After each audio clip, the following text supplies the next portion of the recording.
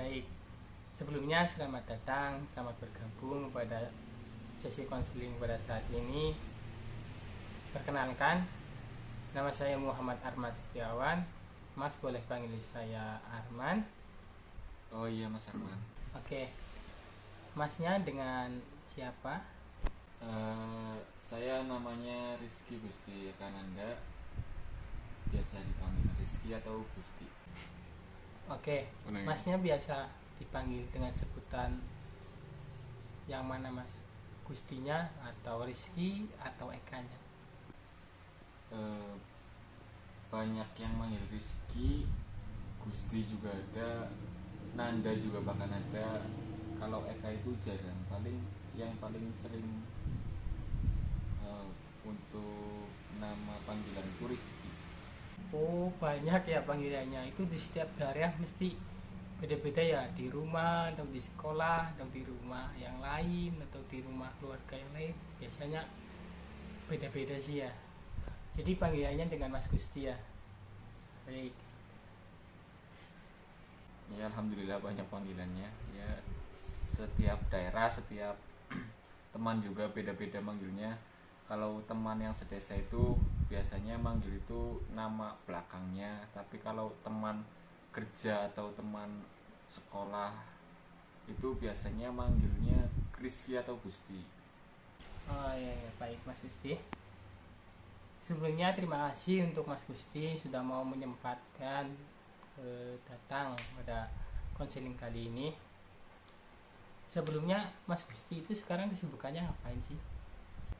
Kesibukannya eh, selain kerja juga saya disambil kuliah juga sih Mas. Oh berarti Mas Gusti itu sekarang kuliah dan sambil kerja. Berarti kayak kelas karyawan ya Mas gitu. Iya bisa disebut seperti itu. Itu itu kan Mas kerja ya sambil kuliah. Itu kerjanya itu kerja apa Mas? Saya kerja di instansi pendidikan, yaitu di SMP Anuria Bumiayu. Sekarang bisa sambil kerja di pendidikan ya. Terus ngomong-ngomong itu kuliahnya itu ambil jurusan apa? Kuliah saya ambil jurusan teknik informatika Mas. Oh ambil jurusan teknik informatika ya. Baik, saya mau informasikan saja. Pada sesi konseling kali ini itu Mas nggak usah khawatir, Mas nggak usah ragu-ragu untuk terbuka kepada saya. Agar terjalan dengan baik dalam sesi konseling ini, Mas lebih baik terbuka dan cerita padanya. Mas nggak perlu khawatir karena saya di sini akan menjamin kerahasiaan pada sesi kali ini. Tapi bila mana ada sesuatu hal yang bisa membahayakan Mas, itu saya punya hak untuk saya informasikan kepada atasan saya. Nah, dari Masnya gimana? Ada pertanyaan mengenai informasi ini? Oh, saya paham Mas. Baik, langsung saja untuk ke sesi konseling pada saat ini. Sebelumnya saya mau tanya, Mas, tujuan kesini itu apa? Tujuan saya kesini tuh buat konsultasi keluh kesah saya saat menjalani kerja sambil kuliah itu. Oh, berarti ada sesuatu hal yang Mas khawatirkan ya, atau Mas kayak ngerasa nggak enak di kuliah sambil kerja yang Mas jalani. Baik, langsung ke intinya. Mas boleh jelasin masalahnya yang dihadapi Mas itu apa? Kan Mas itu kuliah sambil kerja tuh. Apa sih masalah yang Mas hadapi saat kuliah sambil kerja itu? Kesulitannya mungkin saya di pembagian waktu, karena kebetulan kan untuk kelas karyawan itu dimulai habis asar, dan jam kerja saya itu dimulai dari pagi sekitar jam 7 sampai jam satu satu atau jam 12. Nah, di situ untuk keberlangsungan kuliah sih nggak terlalu ada kendala, mungkin ya capek itu memang resiko dari kerja. Nah, kendalanya itu saat ada tugas, dan itu sering kali saya lupa dan akhirnya tugas-tugas itu menumpuk dan tidak sempat dikerjakan satu persatu. Akhirnya hanya beberapa tugas yang diselesaikan dan tugas yang lainnya itu tidak terkumpulkan, dan masalahnya itu jadi di nilai IPK-nya itu rendah-rendah semua. Bahkan ada beberapa waktu semester kemarin sempat UAS saya nggak ikut karena yaitu tidak bisa membagi waktu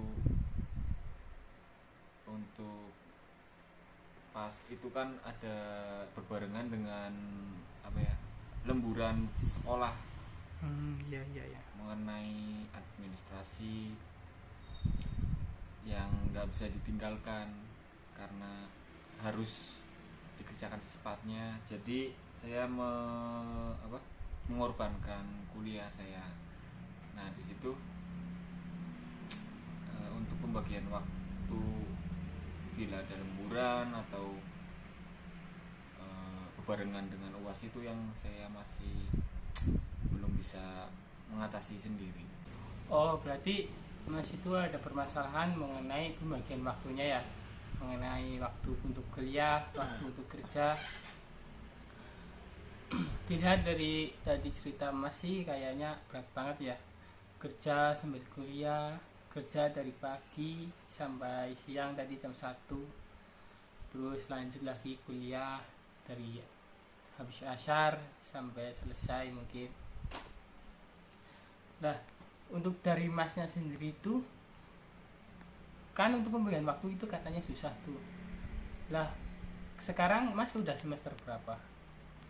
Sekarang saya udah semester 5 sih Mas, udah masuk semester akhir ya, alhamdulillah, walaupun banyak rintangan tapi ya saya tetap jalani aja sih. Oh, berarti sekarang Mas sudah semester 5 ya, udah masuk semester akhir lah ya, semester 2. Lah, kan Mas sudah semester 5 nih. Udah berjalan ya hampir 2,5 tahun lah. Kan udah semester 5. Nah, itu Mas sudah melakukan metode apa sih yang dilakukan sebelumnya? Apakah ada yang berjalan yang menurut Mas agak baik, atau menurut Mas itu kurang passion, atau gimana gitu? Metodenya udah pernah mencoba atau belum, metode yang menurut Mas itu enak? Sudah beberapa kali mencoba metode untuk pembagian waktu sih Mas. Kayak contoh, misal kalau ada tugas langsung pulang kuliah itu langsung dikerjain. Nah, tapi ada yang susah juga tugasnya, dan tenggat waktunya itu bisa sampai 2 hari atau 3 hari, yaitu biasanya tugas praktek, karena mengenai komputer itu banyak prakteknya. Nah, di situ terkadang lupa ya akan tugas ketika sudah mipil praktek. Misalnya ada tahapan 5 A, B, C, D, E, F, G. Nah, itu baru sampai tahap B tapi sudah lupa malah nggak dikerjain tugasnya. Jadi ya tetap aja nggak keurus tugas kuliahnya. Dan ada lagi ikut gabung ngerjain bareng sama temen. Ya, temen juga nggak mesti bisa langsung ngerjain, jadi ya seperti itu.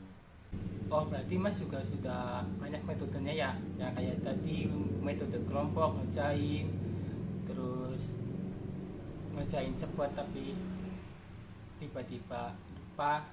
Mungkin dari masnya itu coba untuk mulai lebih kayak lebih mementingkan yang mana sih yang lebih baik diduluin, mana sih yang lebih baik kita kerjain dulu.